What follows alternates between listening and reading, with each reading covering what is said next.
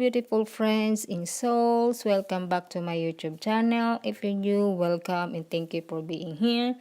So today I'm gonna be sharing with you my sun salutation yoga practice, and if you're interested, keep on watching. I do this warm-up exercise before I start my full yoga practice. The last part of this video is the alternative exercise, so I hope you can follow along. And let's start. Let's begin standing in Tadasana, mountain pose, hands in Anjali Mudra, prayer position. Take a moment or two to ground your feet and still your eyes and connect with your breath. As you inhale, and sweep the arms up above your head to Urdhva Hastanasana. Reach through the fingertips and lengthen the sides of the waist. Exhale as you fold forward from the hips.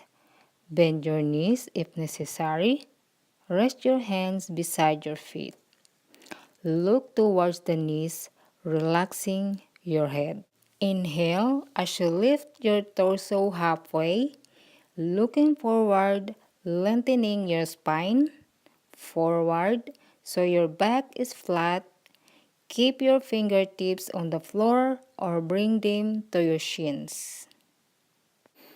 Exhale as you fold forward from the hips. Bend your knees. Rest your hands beside your feet. Look towards the knees and relax your head. Exhale, lowering halfway down to the floor and come into Chaturanga Dandasana. Inhale and roll forward into upward facing dog. As you exhale, draw the belly in and up and press back into downward facing dog.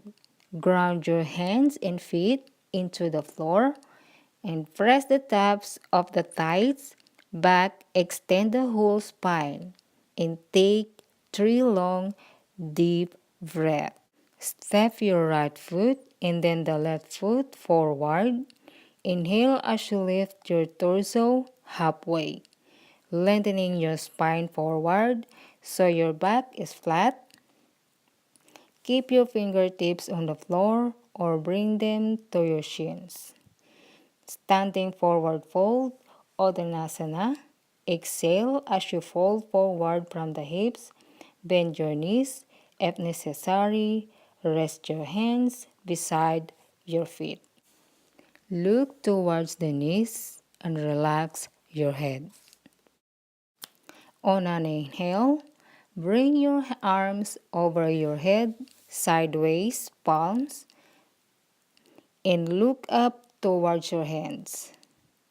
On an exhale, and bring your palms to the center of your chest. Make sure your weight is evenly distributed between both and your feet.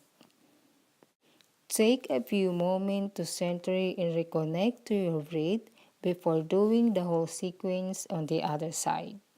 Namaste, my beautiful friends in souls. Thank you all so much for tuning in, and I hope you enjoy the rest of my yoga practice.